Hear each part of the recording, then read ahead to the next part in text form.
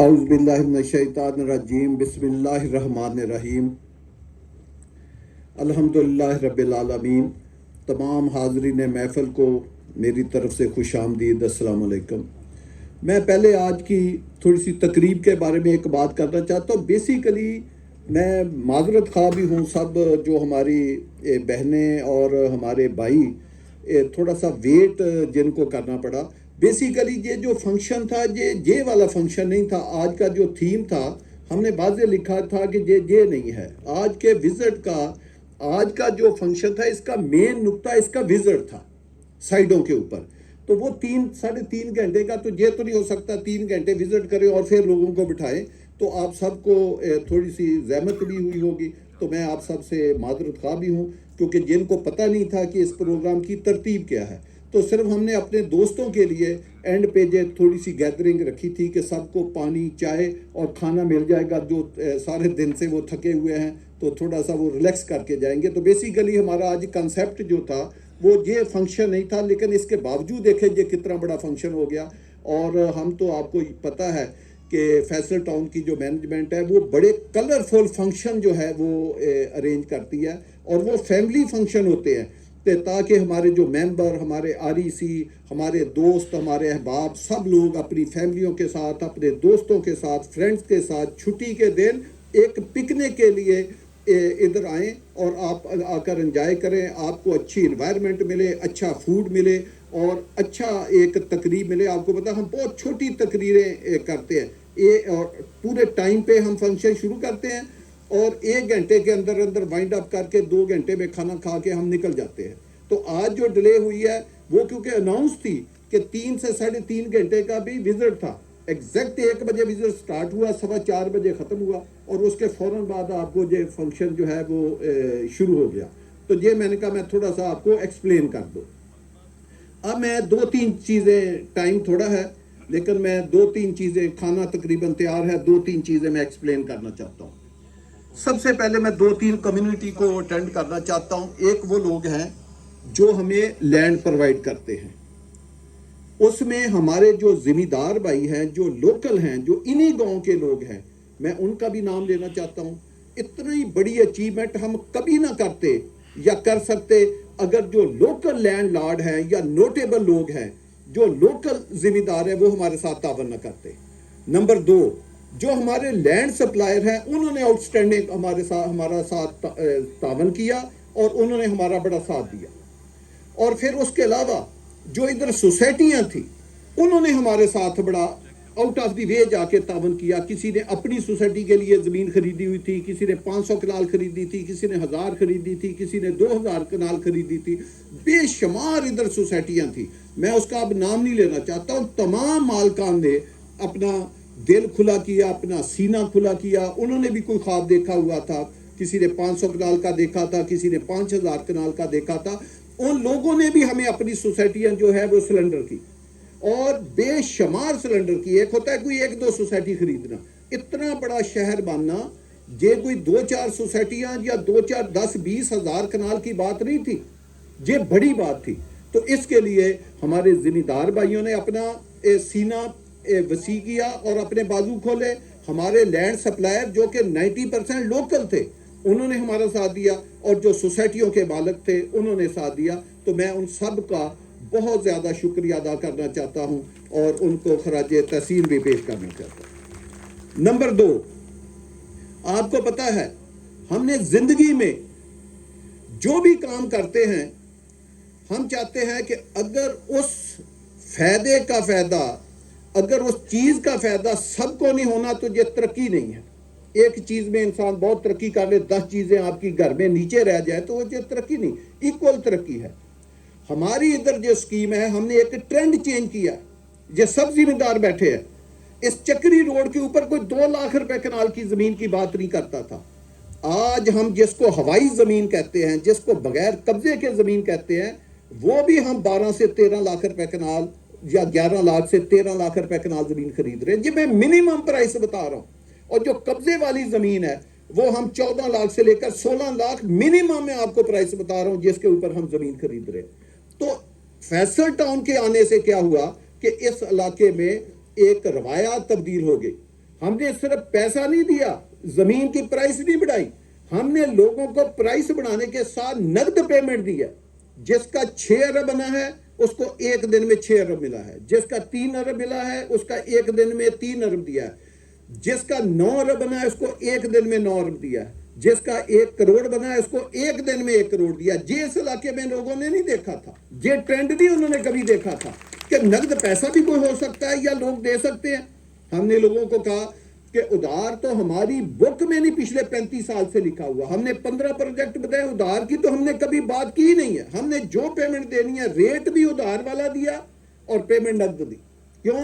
लोग खुशहाल हों, लोगों के पास पैसा आए।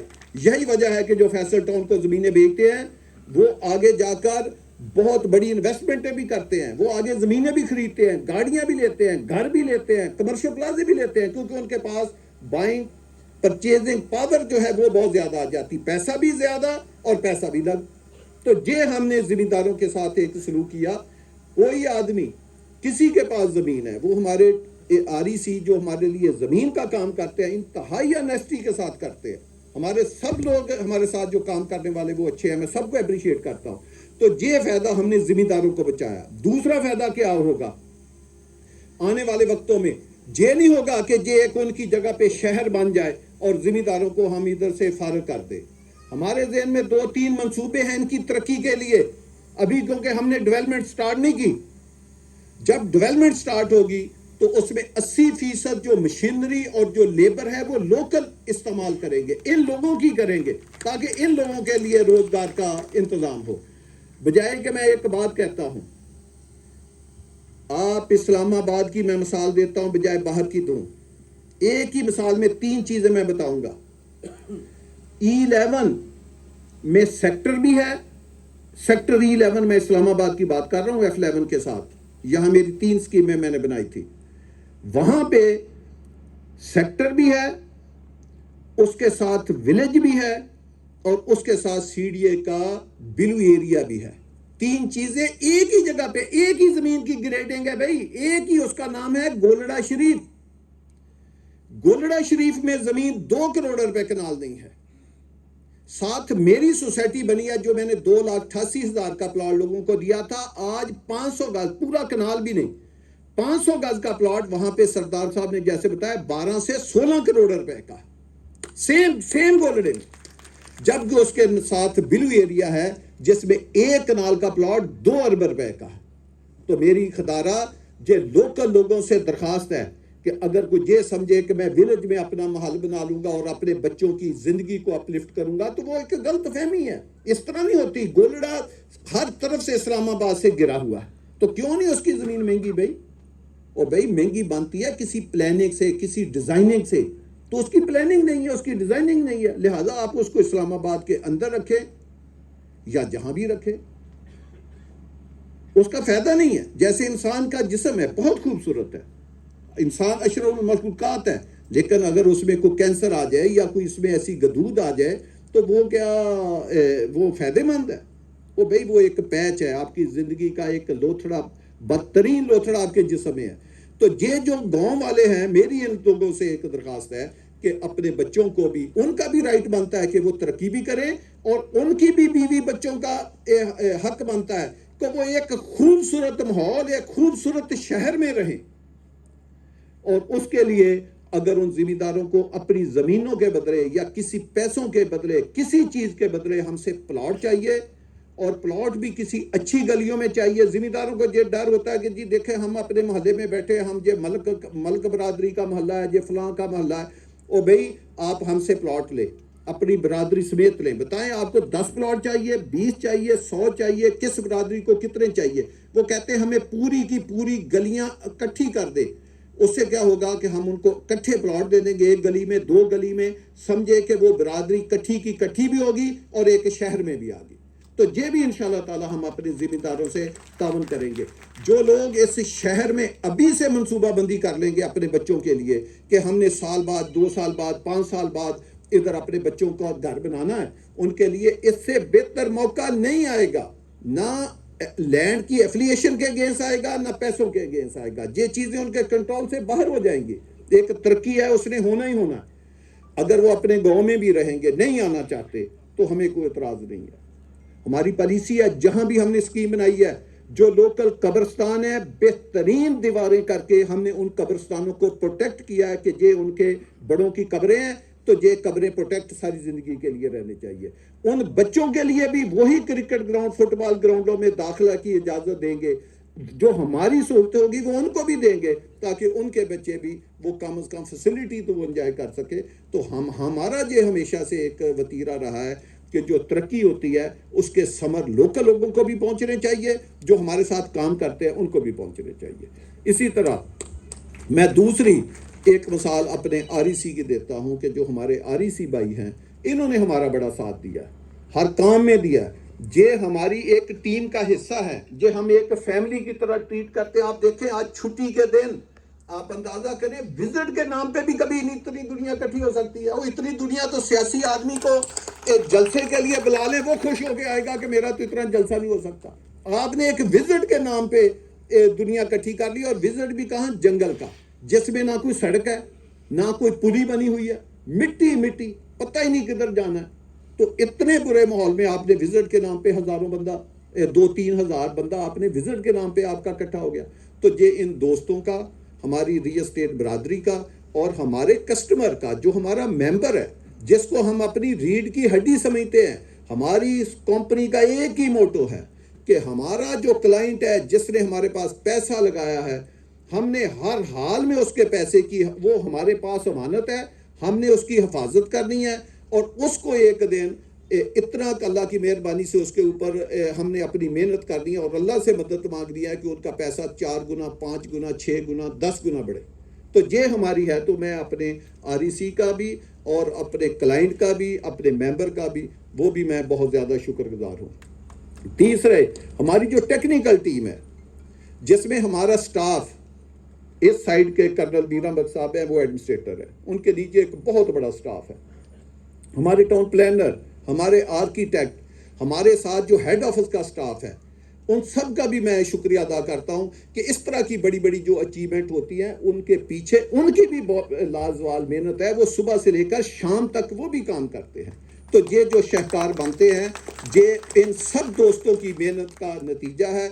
और सबसे बढ़कर हमारा जो क्लाइंट है, उनके अतमाद की वजह से ये यहाँ तक हम पहुँचते हैं। अब मैं छोटी छोटी 2-3 बातें और करके ख़त्म करता हूँ। रजवान साहब ने एक कंपैरिजन पेश किया। रजवान साहब जो हमारे टाउन प्लानर है, जिन्होंने भी आपको एक बेहतरीन ब्रीफिंग दी। ये आज की ब्रीफिंग भी हिस्सा नहीं था, हमने कहा था थोड़ा सा तैयार होना, अगर टाइम मिला तो फिर भी थोड़ा सा टाइम दे दिया। ये वो एरिया की डिजाइनिंग की बात कर रहे हैं जो एरिया हमने इनके हैंड ओवर किया है, या जो इनको हमने बाउंड्री लगा के मार किया। जब खान सलीम साहब ने आपको ये कहा है कि 3 शहर होंगे इस विसिनिटी में, एक इस्लामाबाद होगा, एक रावलपिंडी होगा, और एक ये फैसल टाउन होगा। ये 3 शहरों के नाम है। ये जो प्लानिंग हो रही है, ये एक शहर, इस शहर के एक हिस्से की हो रही है। अभी इसमें 2 हिस्से ऐड होंगे। जैसे कि आज आपको एक हिस्सा हमने क्रॉस दिखाया, बताएं उसका तो इसमें नक्शा शामिल नहीं है। वो तो हाई पॉपुलेटेड जोन है। वो तो एक जोन अगले 40 साल की आबादी को समा सकता है, जो अभी इस प्लानिंग में शामिल ही नहीं हुआ। और फिर जब मैं ये कहता हूं कि हम जब प्लानिंग करते हैं, हम 2 साल